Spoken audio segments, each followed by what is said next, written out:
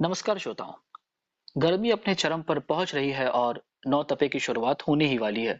इस दौरान लू, डिहाइड्रेशन और हीट स्ट्रोक जैसी समस्याएं तेजी से बढ़ती जाती हैं।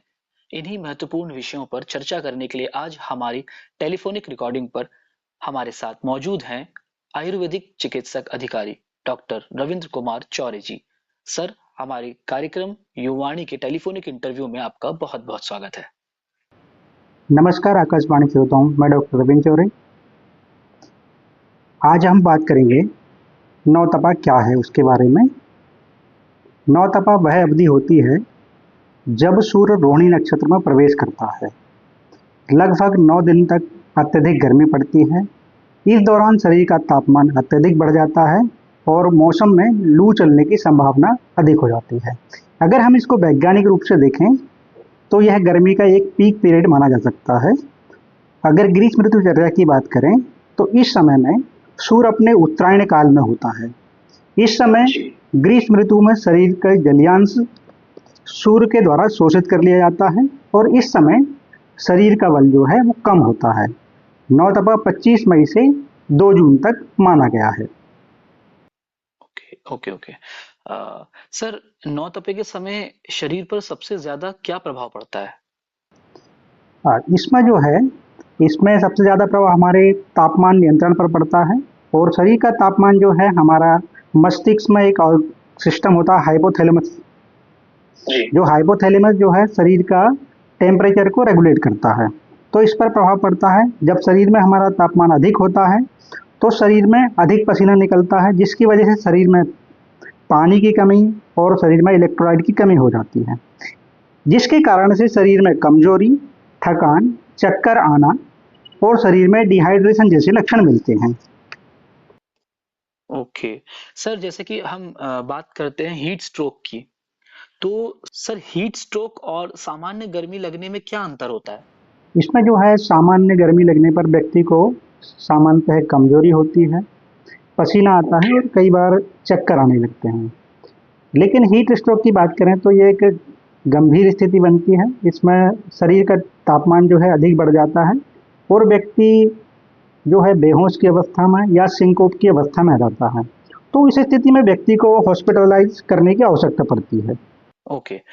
सर, जैसे कि इस मौसम में जो अभी कड़ी भीषण गर्मी पड़ रही है, तो इस दौरान सबसे ज्यादा सावधानी बरतने की जरूरत किन्हें होती है? यहाँ पर गर्मी अधिक होने के कारण यहाँ पर बच्चे, बुजुर्ग, गर्भवती महिलाएं, खेत में काम करने वाले मजदूर और जो बीमार व्यक्ति हैं उनको सावधानी बरतने की आवश्यकता पड़ती है, क्योंकि इन लोगों को ही शरीर को मेंटेन करने की, हाइड्रेशन की आवश्यकता होती है। इनमें जल्दी सिम्टम दिखने लगते हैं। सर, यदि किसी व्यक्ति को चक्कर आना या उल्टी, कमजोरी, बेहोश जैसा महसूस हो, तो उसे तुरंत क्या करना चाहिए? उसे सबसे पहले क्या है, उनको छाँव में ले जाना चाहिए या ठंडी जगह पर उसको ले जाना चाहिए। तुरंत उनको पानी पिलाना चाहिए या ओआरएस उनको देना चाहिए। शरीर को गीले कपड़े से पोंछना चाहिए या स्पॉन्जिंग करना चाहिए और अगर गंभीर स्थिति हो जाती है तो उसको हॉस्पिटलाइज करना चाहिए। ओके। सर, गर्मी में जैसे शरीर में पानी की कमी या डिहाइड्रेशन के क्या प्रमुख लक्षण होते हैं? इसमें हम इसको इस तरीके से समझ सकते हैं कि हमको प्यास अधिक लगती है, मुंह सूखने लगता है, शरीर में कमजोरी होने लगती है, कई बार चक्कर भी आने लगते हैं और जो है पेशाब का जो है प्रोडक्शन कम, यानी यूरिन का प्रोडक्शन भी कम होता है और कुछ ओके लोगों में जो है सिर दर्द के लक्षण इसमें मिलते हैं। ओके। तो फिर सर, जैसे नौ तपे के दौरान रोजमर्रा के खान पान में किन चीजों का खास ख्याल रखें या क्या चीजें शामिल करें? यहाँ पर बेसिकली हमारा जो है डिहाइड्रेशन के सिम्टम ज़्यादा मिलते हैं, तो हमें सबसे पहले अपने पानी को अधिक, मतलब ज़्यादा से ज़्यादा पानी पीना है और हमारा जो खान पान है उसमें हमें जैसे नींबू पानी का सेवन करना है, छाछ का सेवन करना है, नारियल पानी का सेवन कर सकते हैं और लस्सी है और कुछ मौसमी फल जैसे तरबूज है, खरबूज है, खीरा है, जिनमें पानी की मात्रा अधिक होती है, तो इनको अपने भोज खान पान में सेवन करना है और हमको अपना भोजन जो है हल्का और आसानी से पचने वाला रखना है। यानी हम ज्यादा हैवी खाना ना खाएं और पानी का लेवल बना के रखें। और ज्यादातर ऐसे फल और इन चीजों का सेवन करें जिसमें पानी की मात्रा ज्यादा होती है। हाँ जी, हाँ जी। सर, जो लोग खेतों या खुले में काम करते हैं, जैसे मजदूर हो गए, या तो वे खुद को लू से कैसे बचाएं? अभी जो है, अभी हम यहाँ पर टेम्परेचर क्या है इस समय ज़्यादा है, तो व्यक्ति को अपना अगर खुद का काम है तो उसको सुबह शाम के समय करने का कोशिश करना चाहिए।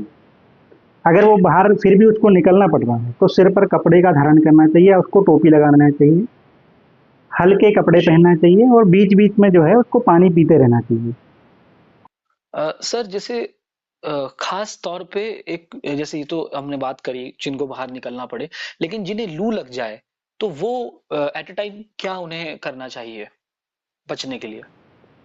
जिन्हें लू लग जाए उन्हें एट द टाइम जो है डिहाइड्रेशन को मेंटेन करना चाहिए, मतलब जी। अधिक पानी पीना पीना है उन्हें, उनको ओआरएस देना है। और अगर उसमें गंभीर स्थिति उत्पन्न हो रही है, जैसे जी। उसको डायरिया अधिक हो रहा है या वॉमिटिंग अधिक हो रही है, तो उसको हॉस्पिटलाइज होना है, उसको ओके। नज़रअंदाज नहीं करना है। जी। सर, जैसे गर्मी में, अब बहुत ज़्यादा गर्मी पड़ रही है तो लोग ज़्यादातर ठंडे पानी का सेवन कर लेते हैं। लोग धूप में से आके सीधा ठंडा पानी पीते हैं या हवा लेने लगते हैं, तो ये कितना नुकसानदायी हो सकता है? ये नुकसानदायी तो है, लेकिन यहाँ पर क्या है, पहले अगर हम बाहर से आ रहे हैं तो हमें अपनी बॉडी का टेम्परेचर थोड़ा मेंटेन होना देना चाहिए, उसके बाद हमें पानी पीना चाहिए। अगर हम तुरंत ठंडा पानी पी लेते हैं तो गले में खराश जैसे लक्षण उत्पन्न हो जाते हैं, जो भी अन्य रोग को उत्पन्न कर सकते हैं। ओके। गर्मी के मौसम में सर, बच्चे और जो बुजुर्ग हैं, इनकी देखभाल के लिए परिवार वालों को किन बातों का खास ख्याल रखना चाहिए सर? बुजुर्ग और बच्चों के लिए जो है, इन्हें बाहर खेलने जाने के, जैसे धूप में अधिक देर तक नहीं बैठना चाहिए, पर्याप्त मात्रा में इन्हें पानी पिलाना चाहिए, इनको हल्का भोजन देना चाहिए और जो घर का जो टेम्परेचर है उसको मेंटेन करना चाहिए, मतलब सामान्य अवस्था में रखना चाहिए। और अगर किसी कमजोरी और बुखार जैसे लक्षण दिख रहे हैं तो इसको नज़रअंदाज नहीं करना है। और आप अगर कहीं बाहर जा रहे हैं या घर से बाहर निकल रहे हैं तो बच्चे को किसी बंद कमरे में अकेला नहीं छोड़ना है, या गाड़ी में भी आप जा रहे हैं तो उसको बंद गाड़ी में नहीं छोड़ना है। सर, इस मौसम में क्या कोई प्राथमिक चिकित्सा टीका या जरूरी दवाइयां घर में रखनी चाहिए? इसमें जो है सभी को अपने घर में ओआरएस है, ग्लूकोज है, इनको रखना चाहिए। शरीर के तापमान को नापने के लिए हमें थर्मामीटर रखना चाहिए। और जो बुखार की आवश्यक दवाइयाँ हैं, जैसे पैरासीटामोल है, उसको हमारे पास होना चाहिए। या डॉक्टर ने किसी व्यक्ति को कोई मेडिसिन प्रेस्क्राइब की है, वो भी उसके पास होना चाहिए, क्योंकि बुजुर्गों में जो बीमारियां हैं उनको समय से ट्रीट करना बहुत ज़रूरी है। सही। सर, लोग अक्सर कहते हैं कि प्यास लगे तभी पानी पिए। ये किस हद तक ठीक है, या फिर हमारा वाटर लेवल हमें मेंटेन करते रहना चाहिए? ऐसा ज़रूरी नहीं कि हमें प्यास लगे तभी पानी पीना है। जी। अभी गर्मी का मौसम है, इस समय क्या है, हमें प्यास बाद में लगती है और शरीर में डिहाइड्रेशन पहले होने लगता है, तो इसलिए सही। हमें नियमित समय अंतराल के बाद पानी पीते रहना चाहिए। सर, अंत में हमारे श्रोताओं के लिए आपका क्या महत्वपूर्ण संदेश रहेगा ताकि वो नौतपे के दौरान स्वस्थ और सुरक्षित रह सकें? मैं सभी श्रोताओं से यही आग्रह करना चाहूँगा कि वो धूप से बचें, पर्याप्त मात्रा में पानी पीना है, उनको हल्का भोजन करना है। और अगर उनमें लू के कोई भी या हीट स्ट्रोक के कोई भी लक्षण दिखते हैं तो उसको नज़रअंदाज नहीं करना है, समय पर चिकित्सक की परामर्श लेना है। बहुत बहुत धन्यवाद सर। आपने अपना बहुमूल्य समय दिया और आपने बेहद उपयोगी जानकारी हमारे श्रोताओं के साथ साझा की। उम्मीद करते हैं लोग इन सावधानियों को अपनाकर नौतपे और भीषण गर्मी में अपने स्वास्थ्य का ध्यान रखेंगे। आपका बहुत बहुत धन्यवाद सर। Thank you sir.